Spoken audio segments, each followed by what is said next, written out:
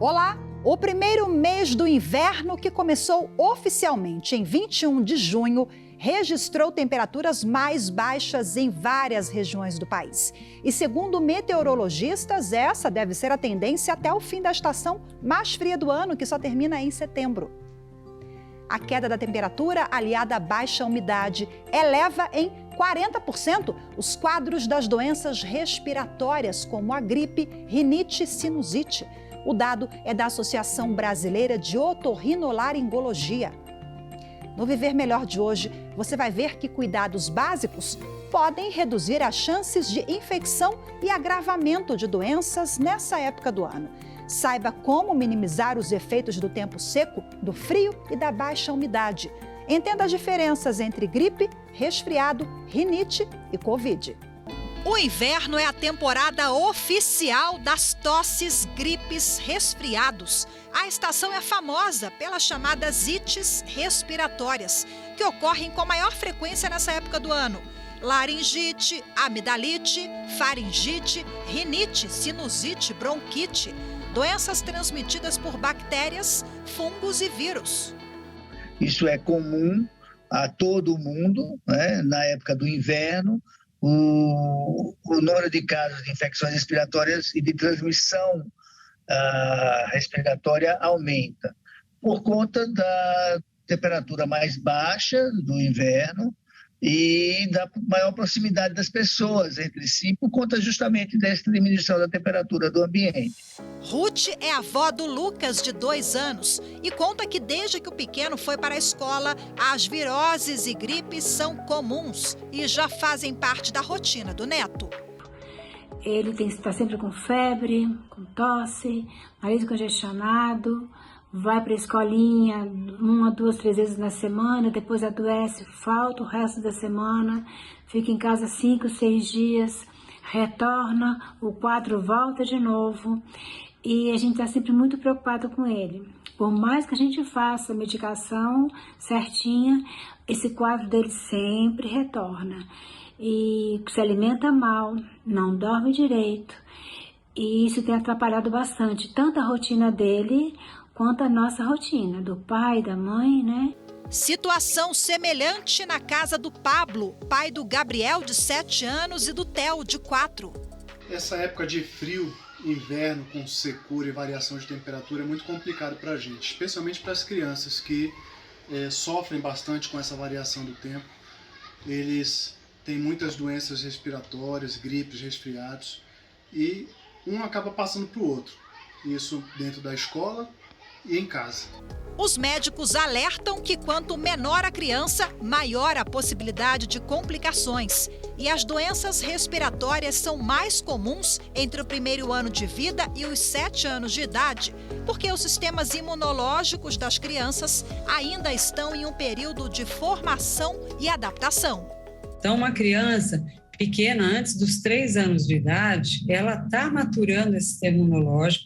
Para você ter uma ideia, a maioria dos nossos anticorpos de defesa, eles vão ter uma concentração parecida com o adulto por volta, a partir dos 12 anos de idade. Então, até os 12 anos de idade, a gente tem um nível de anticorpos mais baixo.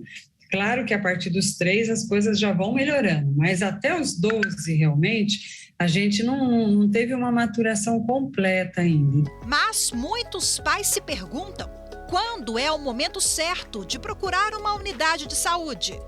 Não é no primeiro espirro, na primeira tosse, no primeiro grau de febre que aparece que as crianças precisam ir para uma emergência e para os locais que muitas vezes está muito abarrotado de pessoas, facilitando, inclusive, as transmissões de outras doenças, né?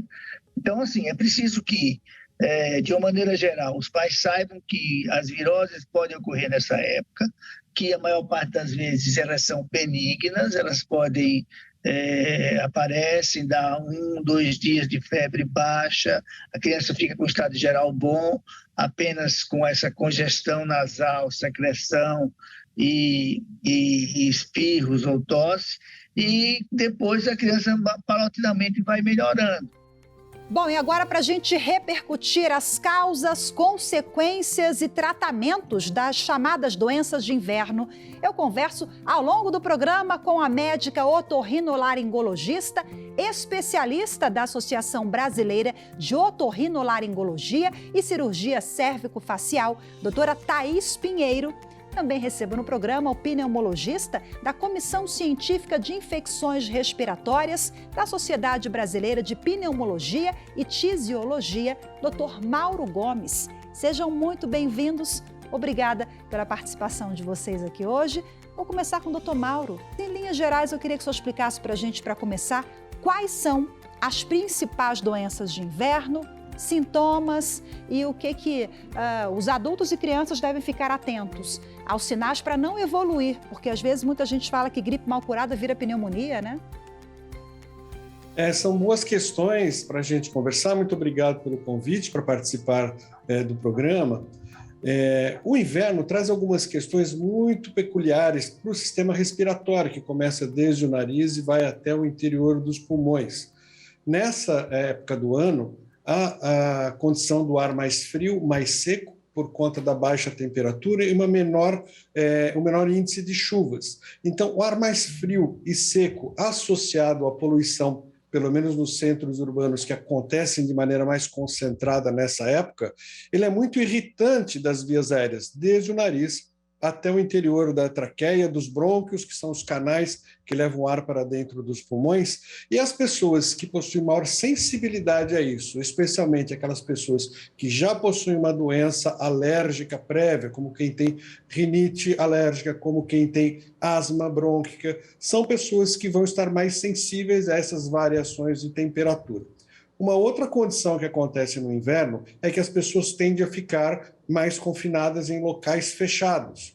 E isso favorece a circulação entre as pessoas dos vírus e das bactérias. Então, é muito mais comum as pessoas pegarem quadros de gripes, resfriados. Agora, junto com o coronavírus é um grande vilão também, que deve se agravar na época do inverno. A gente já tem visto o aumento do número de casos mais recentemente. Então, são questões várias que favorecem o maior índice de agravamento de doenças respiratórias e que a gente pode conversar ao longo do programa sobre isso. Ótimo, realmente tem tanta coisa para abordar, né, doutor Mauro? Doutora Thaís, seja bem-vinda mais uma vez. Eu falei ali na reportagem das chamadas ites, né? E aí tem sinusite, amidalite, tanta coisa que eu queria que você explicasse para a gente, assim, só para fazer essa primeira apresentação. Elas têm sintomas parecidos, né? Qual é o alerta? O que diferencia, assim, olha, isso aqui pode sinalizar para algo mais grave? Tem algum gatilho? Então, olá a todos, muito obrigada pelo convite de estar aqui falando de uma coisa tão frequente e que incomoda tantos lares, né? Então, as ites, elas são inflamações. Então, a gente tem que separar um pouco cada ite, né? A rinite, a inflamação dessa parte do nariz, né? Rinossinusites vai ter acometimento também dos seios da face. A gente tem as faringites e amidalites. A amígdala tá dentro da faringe, então a gente tem as faringites, que seria inflamação dessa região da garganta. As laringites, que já é um pouco aqui mais abaixo. As otites na orelha. Então, ite é inflamação. Essa inflamação, ela tem várias causas. Então, ela pode ser simplesmente por um acometimento infeccioso. Então, dentro dessas ites infecciosas, nós vamos ter vírus, bactérias, né, fungos. A gente vai ter as ites por questões alérgicas. E a gente também pode ter as não alérgicas. Então, por exemplo, a gente tem rinites que são vasomotoras, né? Que não são alérgicas, mas são desencadeadas por variação de temperatura. Então, a gente tem uma série de ites, que são inflamações, e cada uma dessas ites, elas vão ter uma causa ou causas mistas. Uhum. Então, quando a gente fala das ites de inverno e desse acometimento maior, a gente pode estar falando tanto de pessoas que já têm alguma inflamação crônica, que pode desenvolver crises mais frequentes por conta justamente de variação de clima, do ar mais seco, mais frio. A gente também pode ter um aumento das ites infecciosas, justamente pelo que já foi falado, né, pelas pessoas estarem mais aglomeradas, locais menos ventilados. E aí entram todas essas infecções, né, principalmente virais. O que a gente tem que tomar o cuidado é de conhecer a história daquele paciente. Então, um paciente que já tem as inflamações por questões alérgicas, então ele já vai se conhecendo para saber que aquelas são crises, mas de repente surgiu uma febre, já não estou mais falando de um quadro alérgico. Então, o que seria de mais importante das pessoas valorizarem, né? A gente tem que ter esse acompanhamento do dia a dia ali daquela nova crise, né, ou aquela infecção, e principalmente quando o estado geral da pessoa fica muito abatido. Então, é uma febre muito alta, é uma dor muito intensa, né, é uma falta de ar, é algo que está, né, muito intenso, um sintoma muito intenso, ele já levanta um alerta. Doutor Mauro, como diferenciar gripe de Covid? Porque 2022 a gente vive essa peculiaridade, né? 2020 e 2021, as pessoas estavam mais ali guardadinhas, a gente não saía muito, o distanciamento social, isso impactou, né, nos índices até de doenças, né? A gente passou aí quase 2 anos mais saudáveis, digamos assim, em plena pandemia, teve esse impacto, né? Agora que a gente está convivendo mais, que as aulas voltaram ao normal, a criançada está estudando, a gente fica mais aglomerado. Houve uma diferença no inverno 2022 e como diferenciar os sintomas de cada um?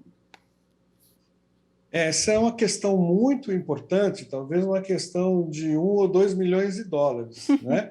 Porque com a vacinação que aconteceu em grande escala, o Brasil foi um dos países que mais avançou em vacinação contra a Covid, as pessoas adquiriram alguma resistência contra o vírus. Então, possuem uma imunidade já mais preparada para enfrentar o coronavírus, diferente quando o vírus chegou entre nós em 2020, onde ninguém estava preparado e a doença, a Covid, era uma doença muito grave, que levava a grave insuficiência respiratória, morte em centenas de milhares de casos por conta do despreparo do nosso sistema imune para enfrentar o novo vírus.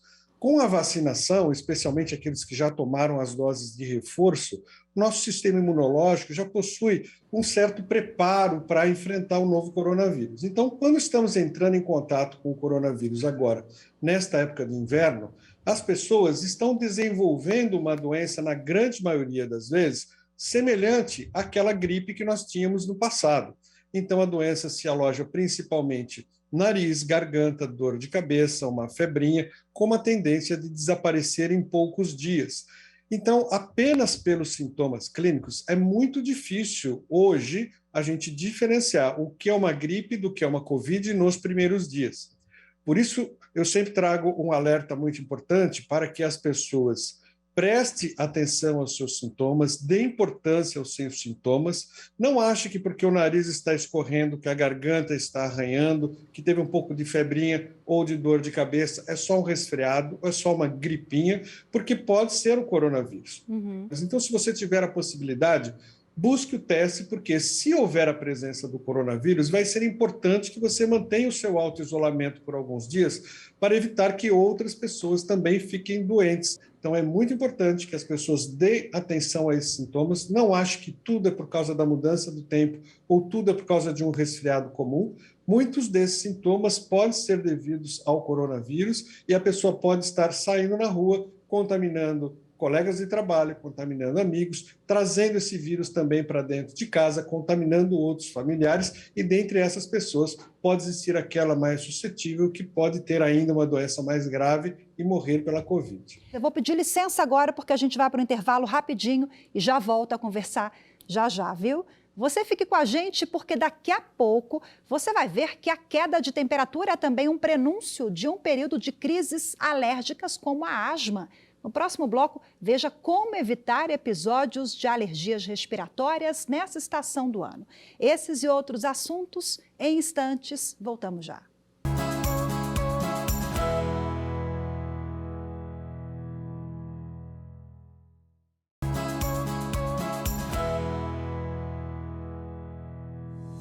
Viver Melhor está de volta e hoje é sobre as doenças respiratórias mais comuns no inverno. A diminuição da temperatura favorece a disseminação dos vírus que causam infecções virais como a gripe, sinusite e resfriado. E para quem sofre de asma, esse período é crítico, pois a exposição ao ar muito frio e seco pode irritar os brônquios, desencadeando crises de tosse e de falta de ar. Segundo a Organização Mundial da Saúde, OMS, 300 milhões de pessoas no mundo vivem com asma, sendo que de 3 a 10% desses pacientes têm asma tipo grave. Aqui no Brasil, cerca de 20 milhões de pessoas convivem com diferentes formas dessa doença respiratória. Dentre essas pessoas, o Carlos. Vamos conferir agora a história dele na reportagem. O corretor de seguros Carlos Silva tem 37 anos e foi diagnosticado com asma aos 8. É mudar a temperatura e os sintomas já aparecem. As alergias ficam mais ativas, né? Então desencadeia alguma crise. Também conhecida como bronquite asmática ou como bronquite alérgica, a asma é uma doença crônica que atinge os pulmões. Ela provoca a inflamação crônica dos brônquios, canais que levam ar aos pulmões, que acabam estreitando, o que dificulta a passagem do oxigênio. Durante a crise mais grave, há alguns anos, Carlos achou que não fosse resistir. Tem uma dificuldade muito grande de respirar. Você faz força para respirar, não consegue respirar. Pensei que ia morrer, mas era só mesmo uma crise que fui para a emergência no hospital e conseguiu contornar. Desde pequeno, Carlos faz uso contínuo do nebulizador, que é um dos recursos terapêuticos mais recomendados pelos médicos para reduzir e aliviar os sintomas respiratórios. Também conta com medicações que controlam a asma. Uma é responsável por desinflamar os pulmões, impedindo a crise, e a outra para aliviar o momento mais agudo da doença.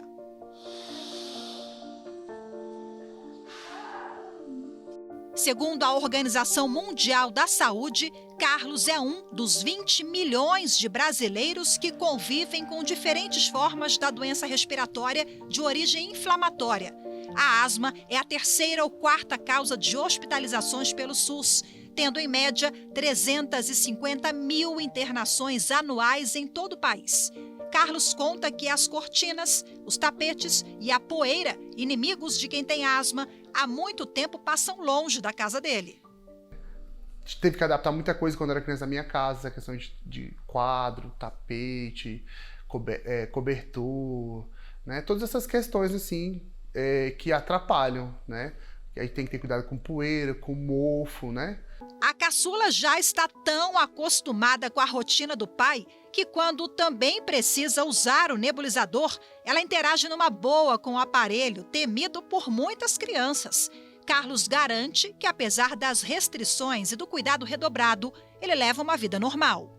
Normal, faço atividade física normal, né? Pedalo, faço jiu-jitsu, já treinei academia também, né? E é normal. O corretor, que também é músico nas horas vagas e toca na igreja, já fez aula de sopro e canta. Carlos mostra afinação e muito fôlego, mesmo sendo asmático. Quando eu era criança, eu fiz natação, que era uma coisa que era muito recomendada na época, e na fase de adolescência eu estudei instrumento de sopro, eu tocava saxofone.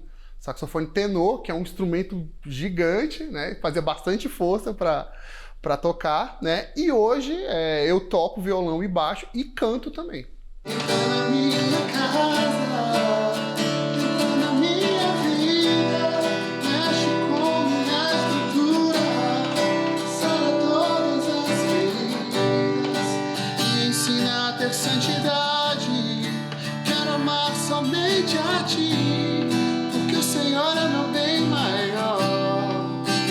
Faz um milagre em mim. E agora de volta com os meus convidados para a gente falar mais sobre a asma, os avanços e outras doenças típicas do inverno. Meus convidados desta edição, a otorrinolaringologista, doutora Thaís Pinheiro, e o pneumologista, doutor Mauro Gomes. Doutor Mauro, explica para a gente qual é o principal agente desencadeador da alergia, da asma, dessas crises alérgicas que nós mostramos na reportagem, sobretudo a asma. Vamos começar com ela. Olha, excelente essa participação do Carlos, que ele trouxe algumas ilustrações sobre a asma muito importantes. Primeiro que a asma é uma doença que pode ser grave. Ele refere na sua entrevista que ele experimentou uma situação de quase morrer. Ele falou, puxa, ainda bem que era só uma asma. Não, a asma é uma doença crônica que, quando não tratada adequadamente, pode levar à morte. Para você ter uma ideia, no Brasil morrem por dia 7 brasileiros por crise de asma, por dia. E isso por questões de não tratamento. E não porque não tenham acesso à medicação. As medicações para o tratamento estão disponíveis na rede pública e bons medicamentos. O que ocorre é que muitas vezes o asmático acha que a sua doença é só uma crise, que aquilo passou, foi embora, ele não tem mais a doença e não entende que é um portador de uma doença crônica, como quem tem pressão alta e precisa tomar o remédio todo dia, mesmo sem estar com a pressão alta, como uma pessoa que tem diabetes, que tem que tomar o seu remédio para diabetes todo dia, mesmo sem estar com açúcar alto. Quem tem asma precisa usar a medicação correta para desinflamar os brônquios, como o Carlos estava mostrando na reportagem, como ele estava usando na reportagem para prevenir as crises. E outro ponto importante que ele mostra, uma pessoa que tem a asma bem tratada e bem controlada, ele pode ter uma vida normal, como praticar esportes, cantar, trabalhar normalmente e, como vários atletas, são campeões olímpicos com asma. Então, uma pessoa com asma não vai ter limitações desde que mantenha a sua doença bem controlada. E com medicamentos novos chegando disponíveis no SUS, isso é um grande avanço no sistema público brasileiro, porque até há 1 ou 2 anos atrás nós não tínhamos a disponibilidade desses remédios pelo SUS, apenas no sistema privado. Hoje, as pessoas que têm asma mais grave têm acesso a um tratamento de ponta, um tratamento que é realizado no mundo inteiro, que é o tratamento com os imunobiológicos. E ainda falando sobre esse assunto, uma boa notícia para o Carlos e para os milhões de brasileiros que sofrem de asma grave. Recentemente, a Comissão Nacional de Incorporação de Tecnologias do Sistema Único de Saúde, a CONITEC, aprovou o protocolo clínico e diretrizes terapêuticas da asma no Sistema Único de Saúde, o SUS. Na prática, isso significa mais acesso a medicamentos na rede pública de saúde? Vamos acompanhar no quadro Avanços. As novas regras aprovadas pela CONITEC atualizam o protocolo clínico e diretrizes terapêuticas da asma, aprovado no ano passado pelo Ministério da Saúde. O documento traz orientações para atendimento no Sistema Único de Saúde. Dos 4 imunobiológicos aprovados pela Agência Nacional de Vigilância Sanitária, a Anvisa, 2 deles entraram na lista do SUS. São os imunobiológicos injetáveis Omalizumab e o Mepolizumab. Em março, a Agência Nacional de Saúde Complementar, a ANS, já tinha aprovado a incorporação desses medicamentos no rol de coberturas obrigatórias para beneficiários de planos de saúde. Com a decisão recente da CONITEC, os imunobiológicos estarão disponíveis de graça no Sistema Único de Saúde. O tratamento da asma geralmente é realizado à base de corticoides inalatórios, associados a outras medicações. Entretanto, esses imunobiológicos vêm revolucionando esse cenário e oferecendo mais qualidade de vida aos pacientes. Reduzem os sintomas da doença, as visitas às emergências e as internações hospitalares causadas pelas crises de asma.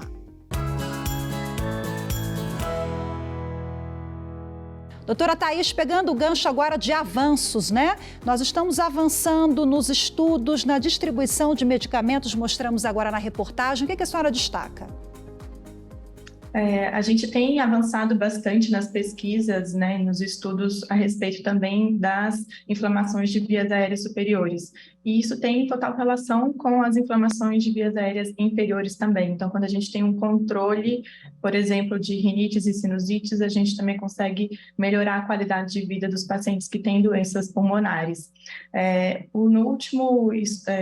Nas últimas orientações europeias que a gente teve em 2020, a gente mudou um pouco as pesquisas, né, e o que a gente tem de conhecimento sobre as sinusites crônicas, e essa questão dos imunobiológicos começou a aparecer para também ser um tratamento viável para alguns pacientes com rinocinusite crônica. Então, a gente tem agora alguns pacientes que têm um perfil específico que podem ter também um benefício com o uso de imunobiológicos. Então, a gente tem essa via aérea que não deve ser entendida como coisas separadas, né?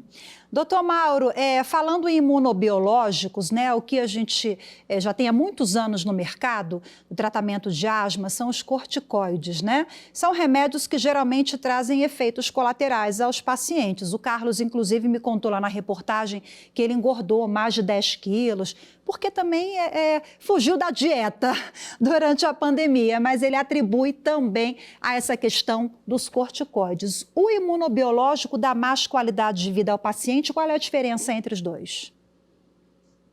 Muito importante essa questão, porque existem vários tipos de corticoides.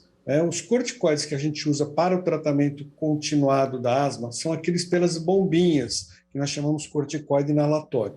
Esse foi desenvolvido para uso contínuo, prolongado, sem efeitos significativos colaterais, não engorda, não incha, não trazem efeitos em longo prazo, como os corticoides utilizados por boca ou pela veia, ou muitas vezes intramuscular.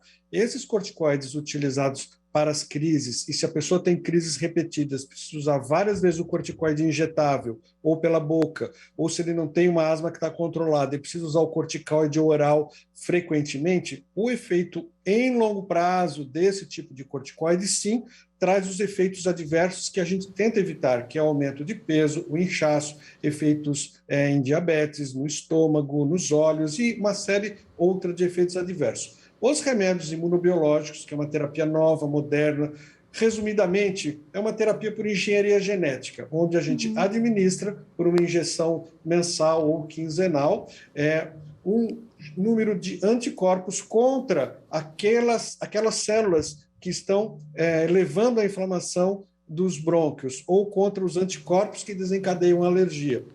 Depende do perfil do paciente, depende dos exames que nós vamos realizar no paciente. Esse medicamento controla a asma e faz com que a pessoa reduza ou até mesmo deixe de usar esse corticoide continuadamente e assim se evite todos os efeitos colaterais de longo prazo do uso do corticoide oral ou injetável. Isso é muito importante porque melhora a qualidade de vida, reduz sintomas, reduz as crises e a pessoa não tem os efeitos colaterais dos remédios como teve até então. Doutor Mauro, esses remédios imunobiológicos são caros na farmácia? Em média, quanto? Muito caros. Inclusive, eles não são vendidos em farmácia, exatamente porque são medicamentos cuja aplicação tem que ser controlada num centro especializado de administração de medicamentos. São medicamentos que os preços em cada dose vão variar entre 10 e 15 mil reais por dose, e as pessoas precisam utilizar uma ou duas doses por mês dessa medicação. Por isso, são medicamentos que precisam ter uma aprovação prévia pelo órgão regulador, então o médico precisa selecionar o paciente que vai se beneficiar com esse medicamento, esse caso vai ser analisado, vai ser dada uma autorização e agora o SUS vai fornecer para esses casos graves, onde a pessoa vai ter o benefício com esse medicamento, vai fornecer a medicação para ser utilizada. Então, não são medicamentos que as pessoas vão sair com uma receita, comprar em farmácia e o farmacêutico ou a própria pessoa vai administrar em casa. São medicamentos de uso controlado e cuja administração precisa ser supervisionada. Olha, fica aí mais um exemplo, né, da dimensão, da importância dessa decisão recente da Conitec. Agora a medicação será distribuída de forma gratuita pelo SUS. Bom, doutora Thaís, como diminuir a frequência nas gripes, sinusite, nas ites e nas crises todas? Quais são as dicas? Então, primeiro que a gente tem que saber que rinossinusites virais, por exemplo, elas vão ser muito frequentes durante a vida das pessoas. Numa criança, por exemplo, que frequenta a escola, nós podemos ter de 7 a 10 casos por ano de rinossinusites virais, né? Num adulto, isso pode acontecer até 5 vezes ao ano. Então, é bem importante que a gente saiba, primeiro, como que a gente pode prevenir, e segundo, que isso pode levar a um acometimento bacteriano. E quando, então, que a gente vai usar algum antibiótico? Isso é importante porque cada vez mais a gente tem feito campanhas para diminuir o uso de antibióticos, exatamente porque a gente tem tido muita recorrência e a gente tem tido também um uso inadequado.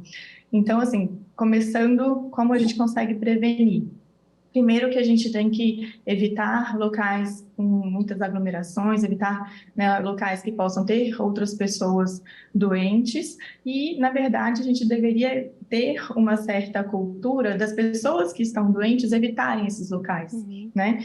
Então, acho que isso começou aí durante esses anos de pandemia e a gente tem que ter isso em mente exatamente porque a gente pode estar espalhando. Então, as pessoas têm que evitar ficar em locais com muita aglomeração e se cuidar no sentido de estar sempre higienizando as mãos, principalmente se for tocar olhos, nariz, né, se vai se alimentar, colocar mão em boca, tem que ter um cuidado redobrado com a questão das crianças, né, que acabam fazendo isso até sem perceber. Então, a gente tem que tentar evitar esses locais muito fechados nas escolas, higienizar mais as mãos das crianças e evitar levar os filhos que estão possivelmente com algum tipo de resfriado para as escolas.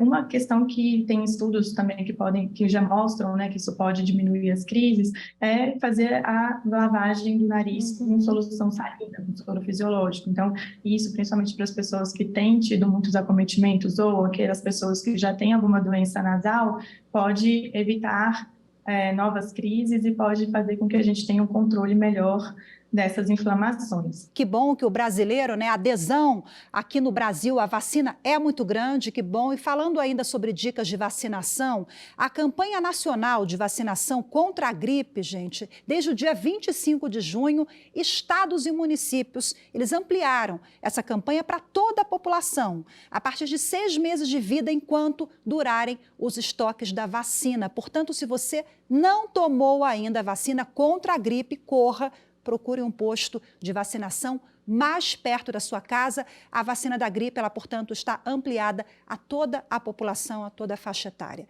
Vou voltar agora com a doutora Thaís. Doutora Thaís, os idosos e os recém-nascidos ou as crianças menores são os mais suscetíveis, a gente tem que ter atenção redobrada, eles sofrem mais, tem isso?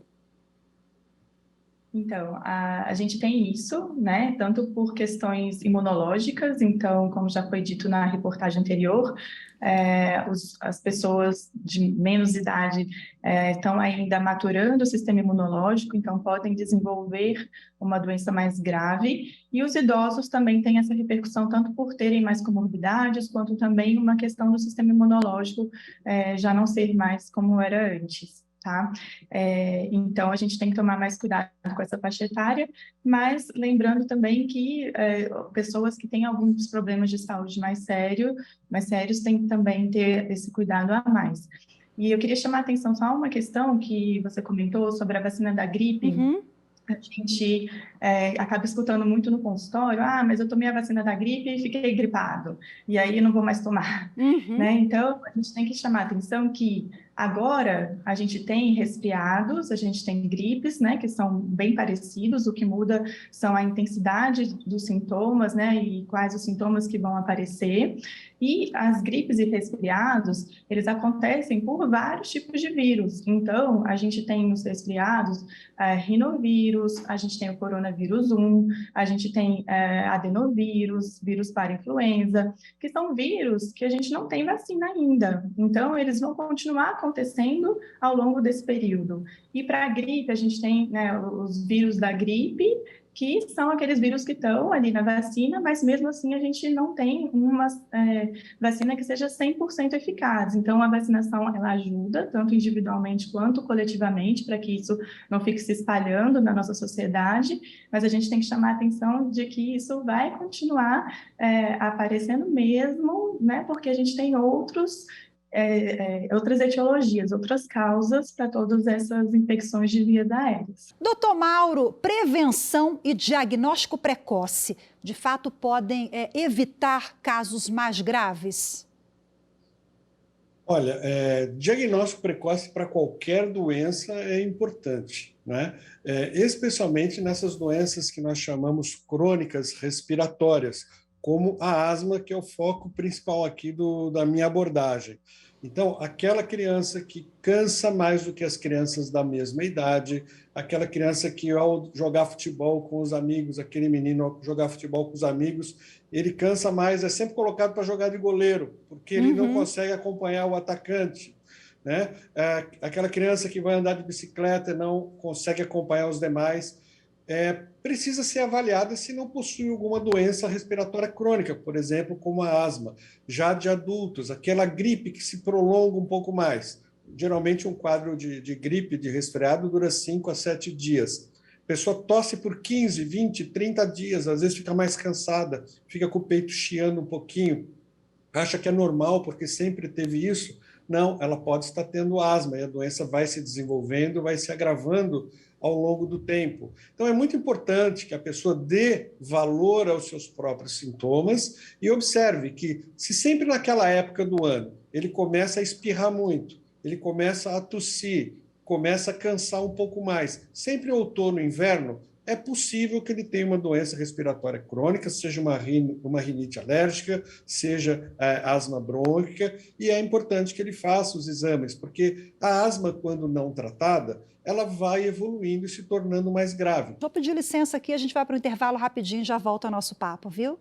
Você fique com a gente, porque daqui a pouco o Viver Melhor volta com mitos e verdades. Será que frio causa gripe? Dá dor nas juntas? E os suplementos, eles podem ajudar na imunidade, vitamina C? Respostas para essas e outras questões, a seguir voltamos já.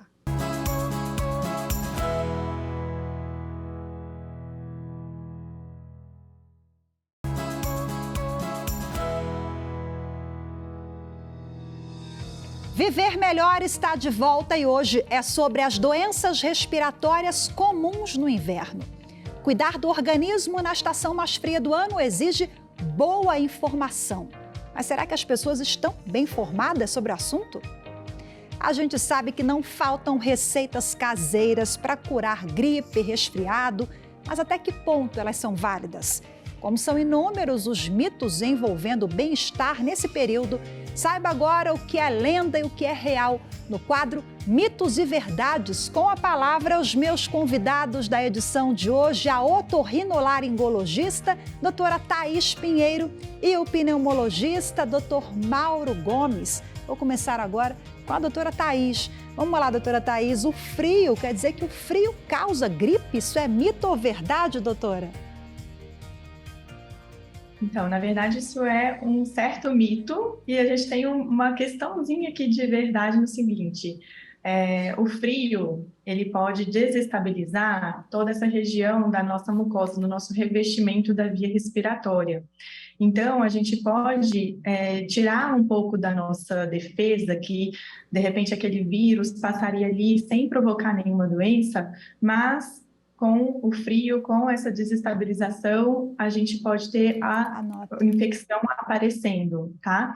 Então, na verdade, a gente tem, né, um maior número de pessoas com gripes nessa época do ano, tanto porque, né, pelo que já foi falado, no sentido de ter mais aglomeração, pessoas em ambientes fechados, então o vírus circulando mais ali nas pessoas, mas também o frio, o ar seco pode também fazer com que as nossas defesas aqui nessa região não estejam mais tão boas e acabar provocando então uma infecção. Então é diferente a contaminação da infecção. Então a gente pode ter ali algum tipo de vírus, alguma bactéria só contaminando essa região e ela não vai se manifestar como uma infecção, mas a gente pode desestabilizar isso e levar, sim, a uma infecção. Doutor Mauro, eu já tenho uma pista aqui da resposta com base no que a doutora Thaís explicou, mas vamos lá, a gente cresce ouvindo dos avós, né, da mãe, leva o casaco, vai passar frio, vai pegar friagem, não pode pisar no chão sem o chinelo, o chão tá gelado, e aí saiu do banho quente, se agasalha, vai pegar aquela ventania, vai dar gripe. Eu citei alguns exemplos aqui, né, são exemplos que de fato são lendas, são mitos ou de fato são verdades que eu elenquei aqui? Muito interessante, porque isso a gente ouve diariamente no consultório, esse tipo de questão. E quando a gente fala, principalmente para o adolescente que vem acompanhado da mãe, você pode tomar sorvete porque ele não vai deixar você gripado ou resfriado, eles dão pulos de alegria. É mito, né? Existe um favorecimento do ar frio, do ar seco, na irritação das vias aéreas e que isso pode favorecer a infecção por vírus e bactérias. Mas o que causa realmente a infecção são os vírus e as bactérias. Então, se a pessoa estiver com as suas medidas de prevenção bem em dia, lavagem constante das mãos, ambiente ventilado, vacinas em dia, o risco dele adoecer é muito pequeno. Agora, essas questões de, principalmente, mudança de temperatura, são particularmente importantes para quem já possui doença respiratória prévia, como quem tem uma rinite crônica, como quem tem uma asma, porque se ele não estiver tratado, ele pode ficar sensível a essas variações e desencadear crises de falta de ar. Mas se ele não estiver tratado, se ele estiver com a sua medicação em dia, com o seu uso dos remédios adequadamente utilizados, isso vai controlar a sua inflamação dos brônquios, essas variações de tempo podem ocorrer e ele não vai ter crise. Portanto, o grande responsável pela crise que ele vai ter é ele mesmo, e que não está mantendo os seus medicamentos em dia. Se ele estiver com os remédios em dia, pode variar o tempo, pode andar descalço, pode tomar sorvete, que não vai ter crise de asma. Olha aí, tanto mito que a gente cresce ouvindo, né? Então, cravamos, é mito. Doutora Thaís, vamos lá, vitamina C. Vitamina C previne gripe? Mito ou verdade? Olha, infelizmente também é um mito. Então, a gente não consegue ainda ter uma evidência de que o uso de vitamina C ou o uso de qualquer tipo de suplemento leve a pessoa a não ter mais nenhum tipo de infecção, né? Nenhum tipo de resfriado, nenhum tipo de gripe. Infelizmente, a gente ainda não descobriu essa fórmula mágica. Esse mito ele surgiu do Linus Pauling. As pessoas que estudaram, sabe aquela tabela periódica monstruosa dos elementos que a gente estuda no colégio, foi ele que desenvolveu, e ele advogava que tomar muita vitamina C evitava gripes. Isso já caiu por terra há muito tempo. Não se administra vitamina C para as pessoas prevenir de gripe, isso não faz o mínimo sentido. Infelizmente, foi uma herança que o Linus Pauling nos deixou. E olha, eu vou confessar para vocês que eu tomo vitamina C, principalmente nessa época do ano. Opa, vai me ajudar aqui a não ter gripe, nada disso. Que bom que eu estou aprendendo demais com vocês aqui. Vamos lá. Eu não consegui convencer minha mãe a não tomar isso ainda. Mas mal não faz, né? Olha, em excesso faz. Qualquer vitamina em excesso faz mal, então não se deve tomar vitamina C em excesso, não. Eu vou aproveitar o otorrino aqui, a doutora Thaís, para tirar uma dúvida aqui e ver se essa questão cravar se é mito ou verdade. Não é só no inverno, vale para todas as estações do ano. O uso do cotonete. Pode ou não pode, doutora Thaís? É verdade que o uso do cotonete acaba ali empurrando mais a cera, obstruindo o canal e pode atrapalhar, é isso? Então, isso é verdade. Então, a gente coloca que os ouvidos, eles não precisam ser limpos em casa.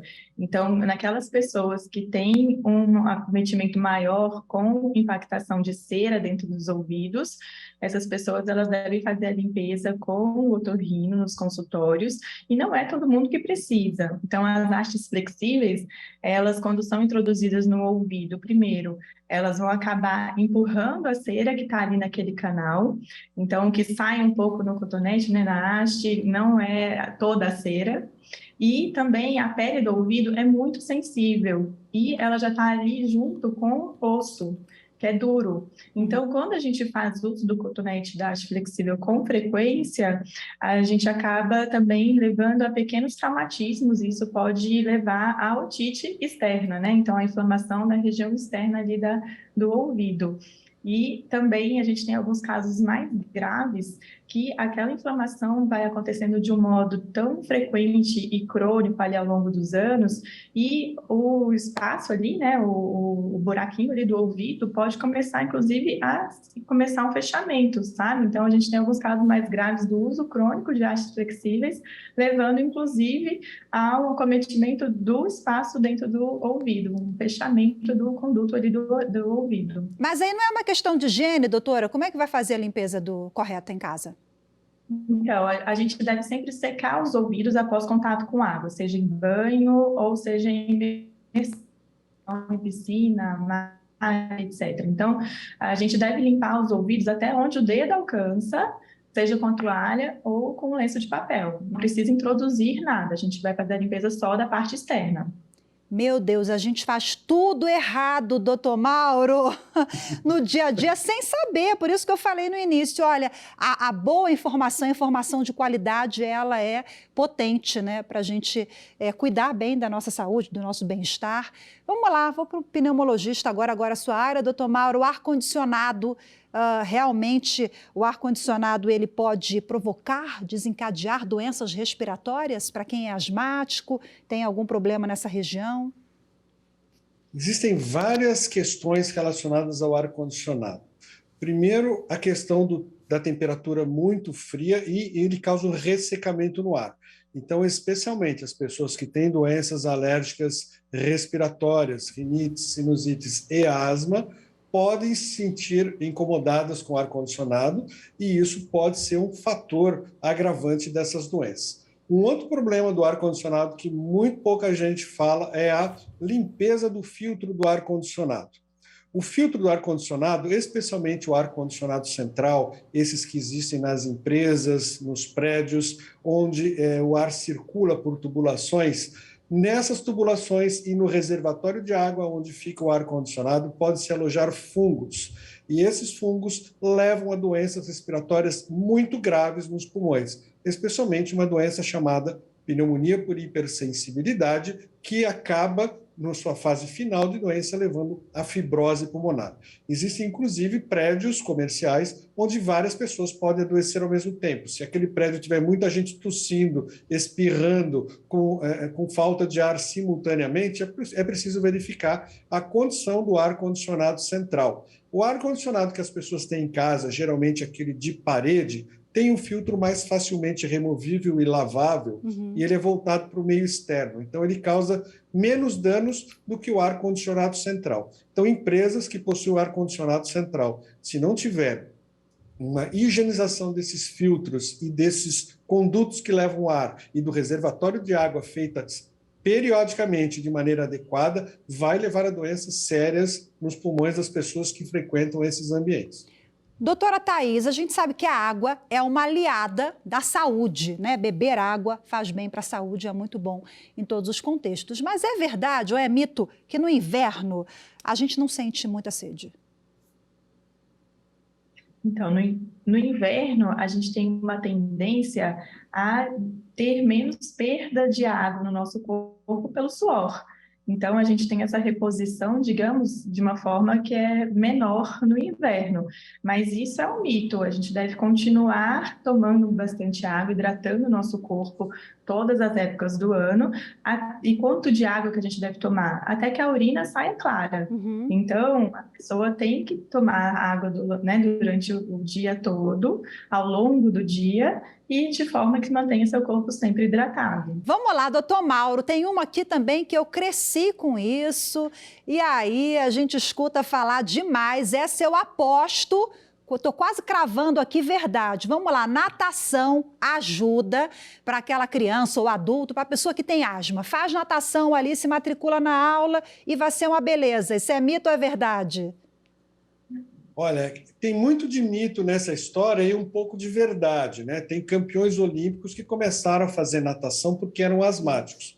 Mas o problema da natação não é a natação em si. Qualquer esporte aeróbico feito com regularidade, seja natação, basquete, vôlei, ciclismo, corrida, dança, tudo isso vai ser ótimo para quem tem asma, porque vai aumentar a capacidade aeróbica. O problema da natação é a água onde a pessoa vai realizar a natação. Se ele fizer a natação numa piscina que tem cloro, e principalmente se for uma piscina aquecida e coberta, aquele cloro que evapora vai ser muito irritante das vias aéreas e pode agravar as doenças de nariz e pode agravar a asma da criança ou do adulto que possui asma e esteja fazendo natação. O cloro também vai entrar dentro das mucosas do nariz e vai levar a quadros de rinocinusite também. Então, é muito importante verificar o local onde está sendo feita a natação. Se for num ambiente aberto, água do mar limpa, natação vai ser excelente e muito saudável, com poucos riscos de complicação. A natação feita numa piscina com cloro e numa piscina aquecida e coberta deve trazer até mais prejuízos a quem tem asma. Então, muito cuidado ao ambiente onde vai ser realizada a natação. Bom, eu quero agradecer demais a participação de vocês hoje. Vou aproveitar que, doutora Thaís, suas considerações finais sobre o que a gente conversou, um alerta, uma última palavra para a gente finalizar, por favor.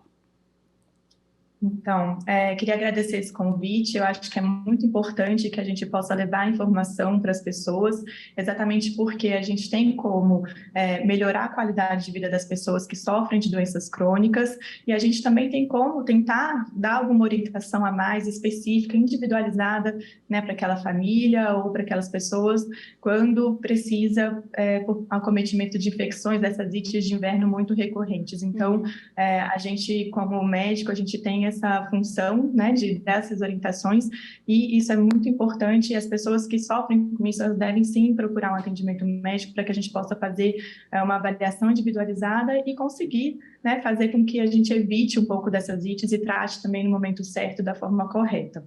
Doutor Então, agradeço Mauro... muito e parabenizo aí a vocês por levar essas informações. Ok, muito obrigada. Doutor Mauro, por gentileza, com a palavra para finalizar, fique à vontade. Agradeço muito o convite para estar aqui. Nós tocamos em pontos importantes nas principais doenças respiratórias que acometem as pessoas, principalmente nessa época de inverno. Foram pontos importantes, esclarecimentos significativos. Espero que atinjam um grande número de pessoas que possam se conscientizar do seu diagnóstico precoce e do tratamento correto, tanto para a parte nasal, rinites, sinusites, quanto para a asma, que principalmente se agrava durante o período mais frio. Perfeito, muito obrigada mais uma vez, viu, pela participação, pelas orientações, pelas dicas todas. Muito obrigada e até a próxima. E muito obrigada a você também que nos acompanhou em mais uma edição do Viver Melhor. Temos um encontro marcado no próximo programa. Eu te espero. Até lá. Tchau, tchau.